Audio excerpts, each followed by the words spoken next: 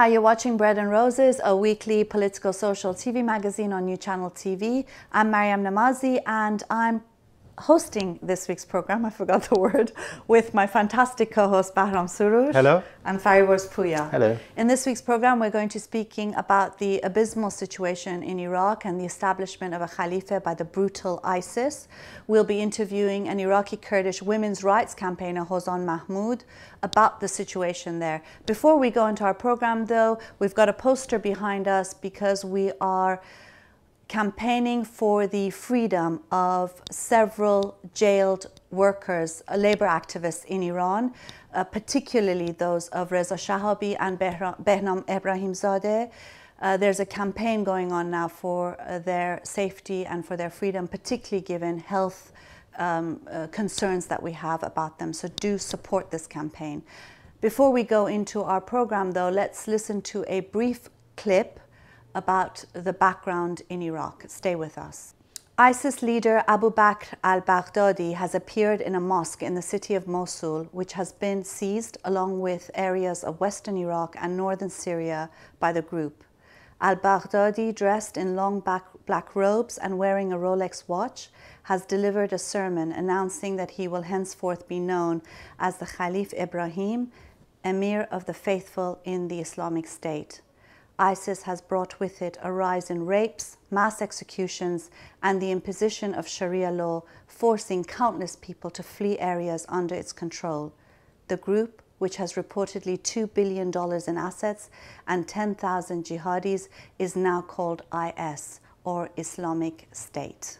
Now, the Khalifa is every Islamist's wet dream and everybody else's nightmare. And I think with what we're seeing with ISIS in Iraq, I mean, seriously, whenever I think that I can't see any more barbarity and brutality from the Islamists, there's something more and more unbelievable. And I think ISIS has just shown the level of brutality, the level of inhumanity of this movement. And with it, it just brings terror and, mass executions and, of course, the dreaded Sharia law. I think what we see is, in a very short period of time, transformation of a criminal gang who's actually used the situation and established themselves as a state. So a criminal to Islamic State criminal. We could see what happened in a very short period of time with no inhibitions, and there is no excuse, there is nothing.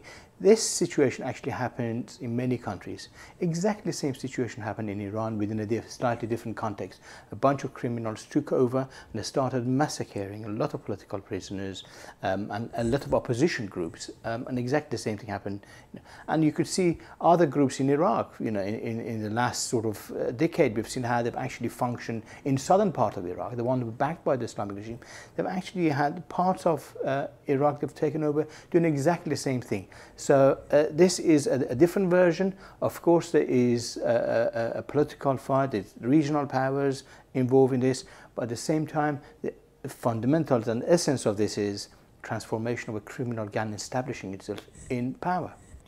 I think the fact that they made such quick advances was not only due to that group's strength, but it was partly due to the fact that some sections of remnants of the Ba'athist regime, the previous one under Saddam Hussein, who were dissatisfied with the central government, with the Maliki government, aided actually Daesh, and the other name for it, ISIS. Daesh is in the Arabic. And the situation in Syria obviously helped, and the fact that Iraq never after the war saw sort of a stable situation, and the tensions and the space that was given to these tribal groups to maneuver, that continued and allowed for a vacuum to be created for such forces to step in. Whether they can hold on to an Islamic State, a sort of proto-state, that is still in doubt, because their characteristics is more like a force that comes and ruins. They're more like a destructive force. Whether they can hang on to it, it depends on the power balance, how much support they're going to have, and what resistance is going to be mounted against them, I think. Yeah, I mean, a lot of in a lot of the media coverage that you see about this situation, it's often blamed on Maliki and the Iraqi government, and the fact that it's basically divided up Iraq into various ethnicities and religious groups. But that was part of the U.S. foreign policy in a sense. It's what we were calling the Iraqization of Iraq and the world. You know, dividing it up into various groups. Paul Bremer, when he started, when actually took over as the governor of Iraq, effectively called on all the ethnic and religious groups and formed a government based on that. He didn't actually destroy the Iraqi fundamentals of the Iraqi state, but what instilled and brought to power was various criminal groups, effectively, who were organized. There were no civil society. You know, all the fundamental civil society and citizenry, you know, wasn't accepted as a basis of state, but rather criminals, ethnic and religious groups were accepted as groups, and the most backward element of those formed the Iraqi parliament and the state, and that's the result of actually direct result of the US military occupation in Iraq. And that's what, you know, that's exactly the same thing that happened in Afghanistan as well, if you remember. Following any military intervention by the United States, you'll have religious and ethnic groups. Citizenry does not have a place in the greater scheme of things. And that's the unfortunate and sad situation. Now we're reaping the result of that. Yeah, and the fact is that, I mean, if left to the infighting between these forces, Iraq could be on the way to be divided and to have these regions. But that's a very complex situation. You don't have one area dominated by what they call, you know, Sunni attributed sections or Shia. It's very complex, especially Baghdad. But that could be a recipe for disaster. You know, that Yugoslavia would look like a you know, sort of peaceful day, you know, compared to what can happen in Iraq. But as Fariborz says, the seeds of the problem were planted when after the attack on Iraq, the principle of the state, that was the puppet regime that was formed there, was on the basis of not as citizens, but as these tribal groups and various sects of religion and various nationalities and ethnicities, which wasn't that prominent even under the dictatorship of Saddam. And so they are reaping, you know, the results of that tension and sort of divisions that they created. I think Hossan Mahmoud, in the interview that we do with her, she refers to this fact that, you know, citizenship doesn't have any meaning in Iraq any longer. And we're seeing that in other countries as well. For example, in Britain as well, the division of communities to various ethnic and religious groups. Let's go now and watch the interview with Hossan Mahmoud, and then we'll be back to discuss this matter further. Stay with us.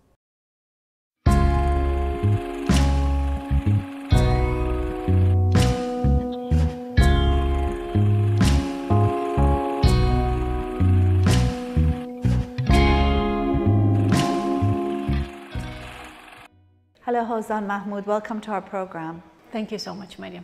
I wanted to talk to you about the recent attacks of ISIS on Iraq. Obviously, what we've been hearing a lot of is how they're targeting women, restricting women's rights. Tell us a bit about the situation there. We've heard about an increase in rapes and sexual jihad. Yes, certainly. Of course, in any conflict situations, what we heard about as the first news is the attacks on women and restricting their movements as well as rape. Well, these are not new of such jihadist movements or groups who are heavily armed and who are extremely primitive, in my opinion, who have no respect for human rights, for women's rights. And according to the news that comes out from Iraq, of course, that I haven't been there myself, but according to the news that comes out from everywhere, from Kurdistan, from Iraq, and in the international media, we hear a lot of these stories being reported. On top of it, that they go to houses and to families, if they have young girls or children, in my opinion, they marry them off to the jihadis, as they call it, nikah, jihadist nikah, which is is just basically child abuse, in my opinion, and it's absolutely against children's rights and human rights. Well, these are just some of the stories that we hear about, but we actually hear about other stories that they carry out lots of killings and public executions and public killings and mass killings as well. And they carry out terror at all levels, in my opinion, and that is really dangerous. I mean, I think in situations like this, it's actually quite easy to see how they're so much in conflict with the general population, in the sense that later on, oftentimes we're told that people want Islamists and they like Sharia rules, but here you see masses of people fleeing, and how very much so the sort of Islamist values and their brutality is so much at odds with the local population. Thousands of people from the day one of the attacks, they fled to Kurdistan. You know, Kurdistan is full of refugees from the south part of Iraq, particularly from Mosul and the surrounding areas, and they are seeking refuge in our areas because it's actually the only place that is safe for them. So if they were happy with these groups, why would they leave? On the other hand, there were news that the people in the city, they welcome them, some people, and that goes back to the treatment by Maliki government of people in Mosul, apparently. I mean, according to what is officially said in Iraq, that this is a majority Sunni city. I mean, that goes back to that really wrong politics where human beings are reduced to religious beings, sects of religions, for example, Sunni, Shia. People in Iraq are no longer citizens. You are either Sunni, Shia, Turkmen, Kurd, or Arab, or even Arab doesn't have much more meaning anymore, in my opinion, because they are divided between Sunnis and Shiites. In my opinion, ISIS doesn't really represent Sunni population. I mean, if we call it Sunni population, I don't think religion is something that people should identify with.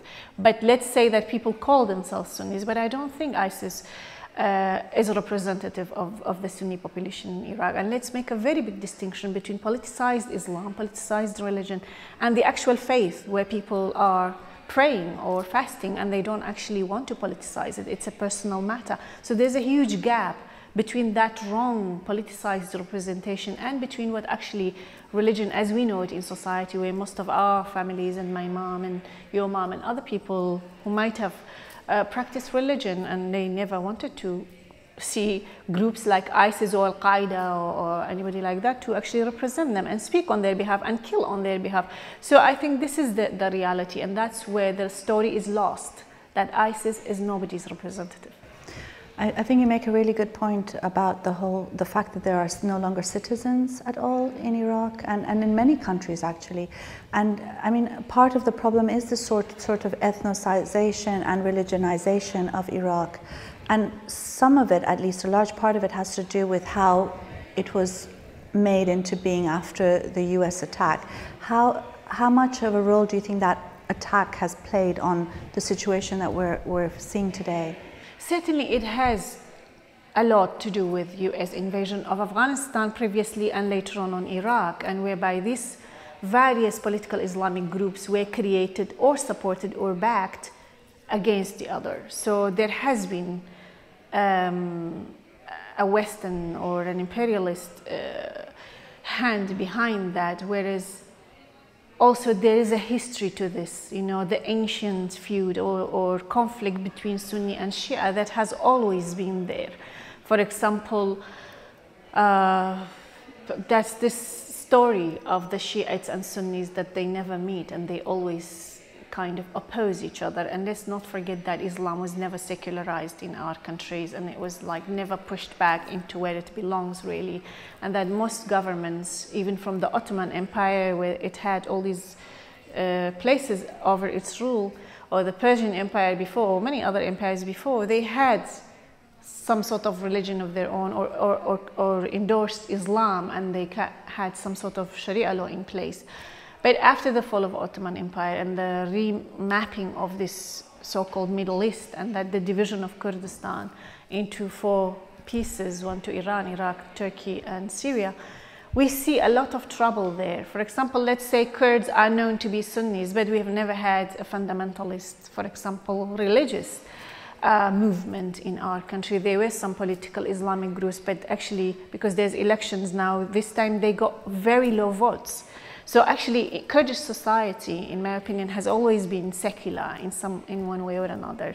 It had never condoned fundamentalist or, you know, the kind of Islamists that we know. Whereas in the south, even during Saddam's regime, there were political Islamic groups, but they were highly oppressed by Saddam's regime, and they were really highly, you know, they were controlled, so they could never gain momentum and popularity. But after the invasion, they unleashed. They come out of everywhere, from Iran, from Europe. They came back. They created a ground for themselves. They kind of like political merchants or warlords. Actually, they are playing on the feelings of these people. Oh, Sunnis, you have oppressed. Saddam was Sunni and he has oppressed the Shiites. Now Shiites mobilize and rally people behind them. Well, Saddam was, you know, symbolizing Sunnis or Shiites. So you see, there's a lot of these Shia-Sunni problems, and there's a lot of political parties who are in power and outside power who are actually playing on that ground.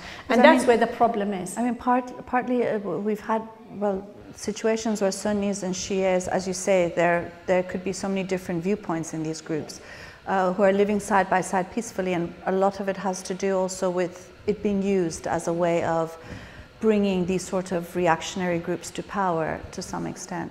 I mean, we spoke about the situation of women there, and you know, obviously, when it comes to a lot of our societies, women are not just victims, they're very active in resisting and defending basic rights. And I think OFI, the Organization of Women's Freedom in Iraq, which you work with, has been quite instrumental in defending women's rights there. Tell us some of the things that you've been doing on the ground. I heard that you're even doing work in areas that are under ISIS control. Yes, I mean, activists of Organization of Women's Freedom of Iraq, from the very beginning, from 2003 until now, they have been providing shelters for battered women and, you know, uncovering all kinds of crimes and violence against women in Iraq, really, where at some point they were risking their lives to get this information out on the rapes and tortures in prison and the Maliki regime, to the killings by the US, and to the using of chemical weapons, whereby a lot of children of Iraq have been ill, and also to the recent situation whereby a lot of women are running away from the Islamic attacks, and they come to the southern cities as well as to Kurdistan as well. So OFI tries within its limits to basically support these women as much as they can. They go to some of the camps to provide basic necessities to women and children particularly, and try to document some of the violations as well, and to get some news out on what actually goes on the ground. I mean, what do you think? I guess sometimes when people look at the situation, they think it's quite hopeless sometimes, you do feel, but there are solutions or things that you would like to see. I mean, very often the solutions we hear are those that the US or the Iranian regime give, which are actually, they're part of the problem in a lot of instances. What do you think is some sort of solution to the situation? I think, you know, the US and UK, specifically speaking, have had a very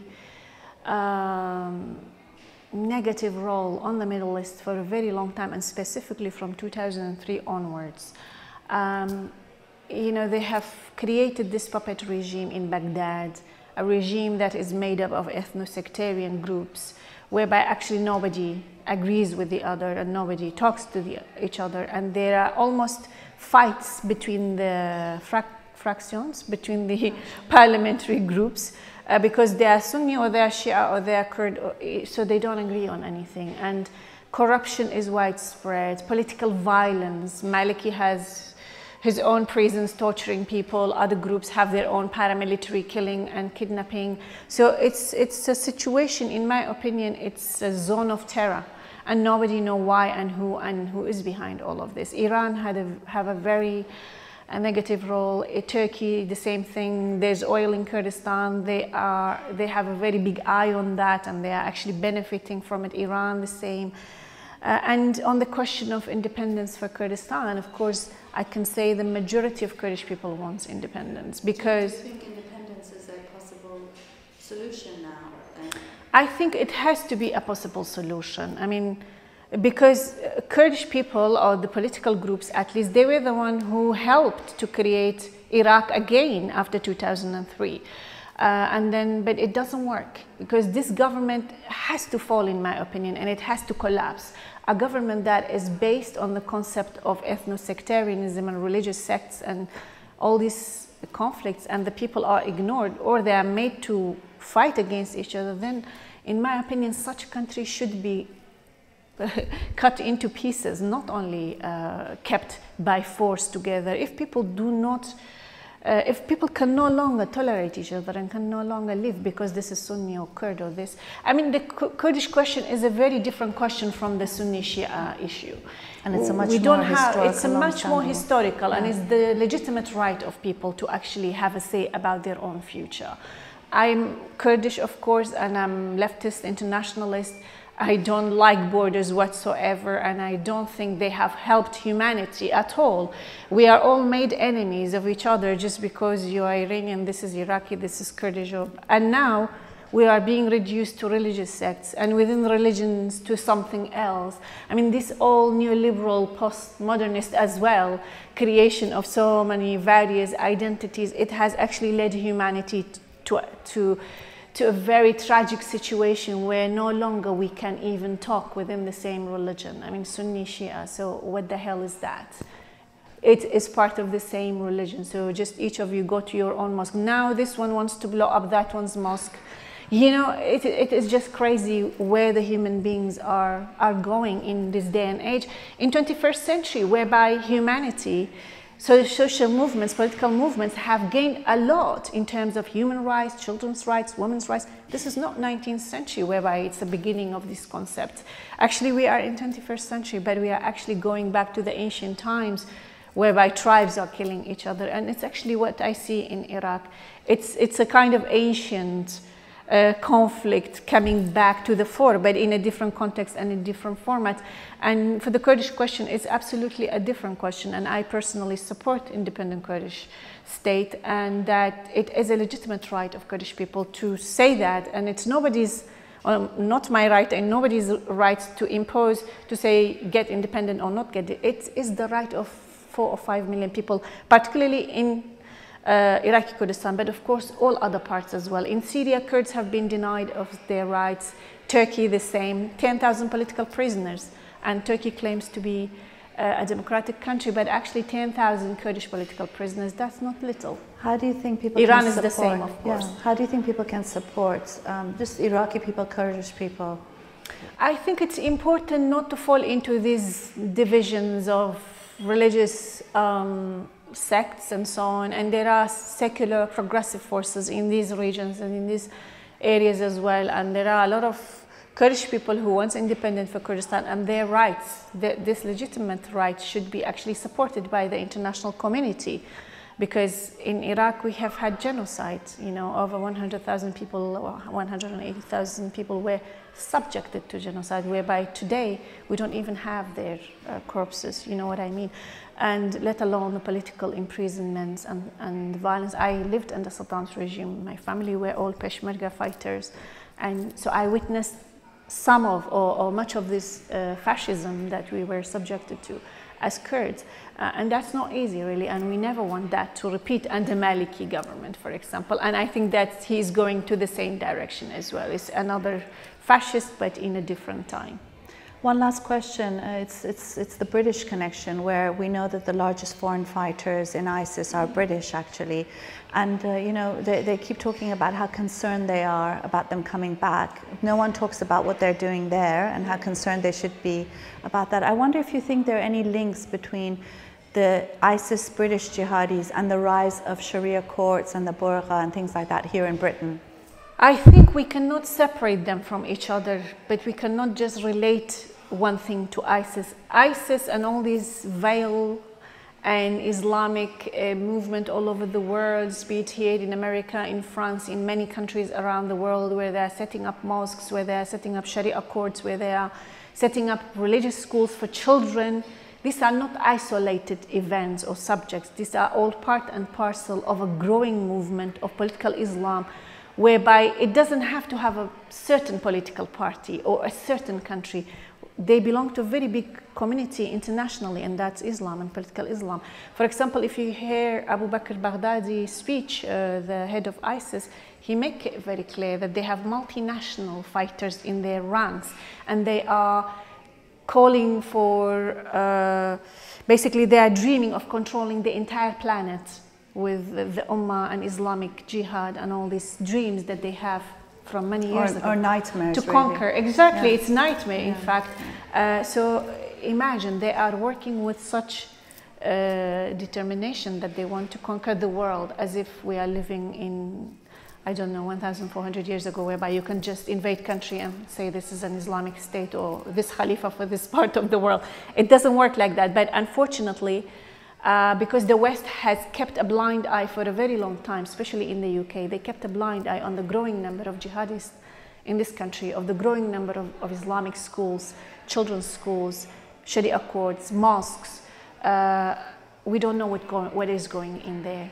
So this is, of course, it's all linked in my opinion. Well, I mean, I don't, just not to end on a negative note, the thing is that they might have that dream or nightmare, but there are people like you who hopefully won't let that happen. So thank you, Hozan Mahmoud. Thank you so much, Maria. Thanks.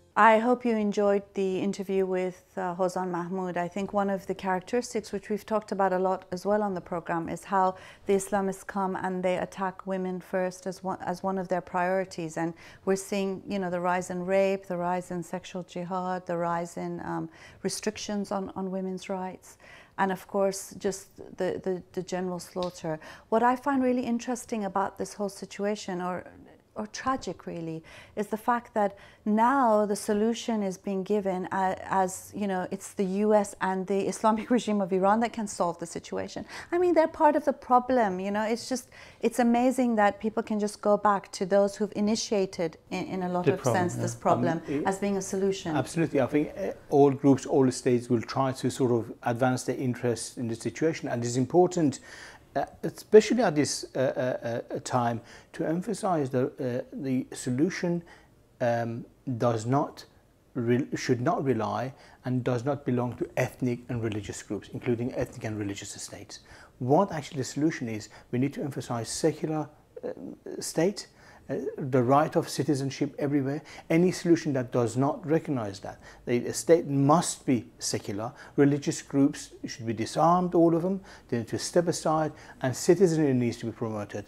Otherwise, it's not going to work. And that's what we're fighting for in Iraq and in Iran and the Middle East. I mean, that's why the secular movement, I think, has got a lot to offer as a solution. I think in the same way we have that in Britain as well as in Iraq and in Iran. I think that's why that's a key I think development that we need to push for. You know, in a sense, when you look at the map that they keep showing on this crisis, we were talking about it earlier, where they've just divided up Iraq into Sunni and Shia and Kurd. And, you know, you think, well, what about people who are Sunnis who are married to Shias or married to Kurds? Or what about people who are atheists? Or what about people who don't even care whether they're Sunni or Shia or Kurd? You know, what's happened is they are dividing society. Imagine if that happens in Britain, for example.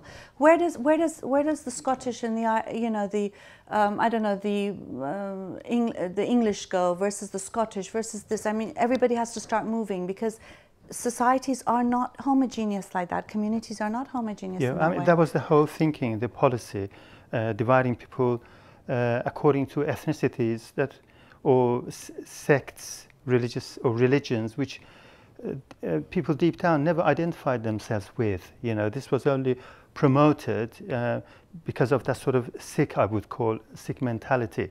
And talking about, you know, your previous question about the players in this, all those players now, like Iran, USA, Syria, the Maliki, Saudi Arabia, the Maliki government, you know, all these are part of the problem themselves. if you want to look at it politically, I think Iran is one of the main losers, actually, the Islamic regime, because they had very good, the Maliki regime was their way of entering into Iraqi politics.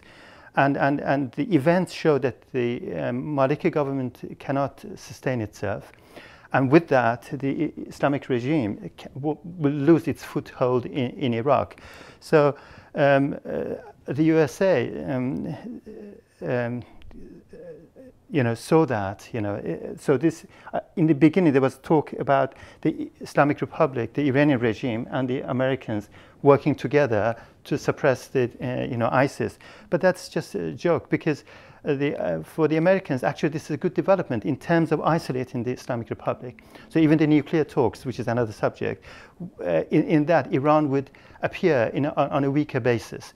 So the Islamic regime is not in a situation to have much influence in that. And if we want to really look for a solution, and as Hozan says as well in her interview, it is to look to the people. I know people have suffered so much, after so many years of wars and everything.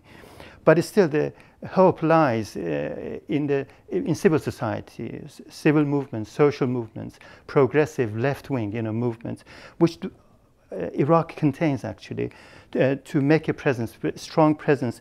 And in Iraqi Kurdistan, that's another situation, because there is a talk about separation, and Hozan talks about that, separation based on a referendum from Iraq. On a relative basis, I think that's a good development, because it takes them out of that sort of scenario, that sort of inferno that the Iraq has been caught up in, and allows for some breathing space for the people over there. And I think that needs to be based on, we need to push for citizenship right, secular state rather than ethnic or religious state. Can I just say, watch out for the old anti-imperialist, pro-religious left wing to suddenly jump out like an imp and defend Aish. They have already. They have. Have they? Okay. They're called freedom fighters. Exactly. I think that's the thing. that's the. So I think they would do that. So it doesn't matter how horrible they are. They'll do that, and they need to be condemned. Oh, how shameful, honestly. We must defend the secular state. We must defend citizenry, and that's the solution to most of the problems in the Middle East. We really need to go back to the idea of citizenship rights, universal rights, and universal values and norms, and stop segregating people by race, religion, ethnicity, and so on and so forth. This al-Baghdadi said in his speech in Mosul, he said, "I am your leader." No, you're not. Though I'm not the best of you, that's for sure. So if you see that I am right, support me. No, thanks. And if you see that I'm wrong, advise me. Well, our advice to you is to F off to the Middle Ages, where you belong, and leave the 21st century to the rest of us, and leave the people of Iraq and Syria alone. And now for this week's insane fatwa, which has been brought to us by Egyptian atheist Benbaz Aziz. It's now a fatwa from Saudi Arabia. Sheikh Saleh Al Fawzan, who's a member of the Council of Senior Scholars of Saudi Arabia, has issued a fatwa calling on the Saudi government to smash all cameras of visitors to the Kaaba, or what's known as the Sacred House. He said some visitors are coming to do evil by taking photos and not to worship. And he says, if I see them taking photographs beside Kaaba, and this is haram, this is God's sacred house, the cameras should be taken and crushed. Clearly, even cameras are not safe from insane fatwas. We've now reached the end of our program. We would like to thank some of the 126 people who donated to our second fundraising campaign. They include John Bailey, Kian, who doesn't want to be mentioned, but instead would like to have the YouTube channel I Am God mentioned, as well as his cause for animal rights, Muriel Seltman, Sander Arts, and Stephen, who wants to mention his cause, I Have Choice.org, which supports young people from South Asia whose life choices have been taken out of their hands from their families and communities. And of course, there's also Tanya Smith, and she wants us to mention Fitna or Zana Azad. I hope you've enjoyed this week's program. On behalf of all three of us, we wish you a wonderful week, and we'll see you next time. Bye.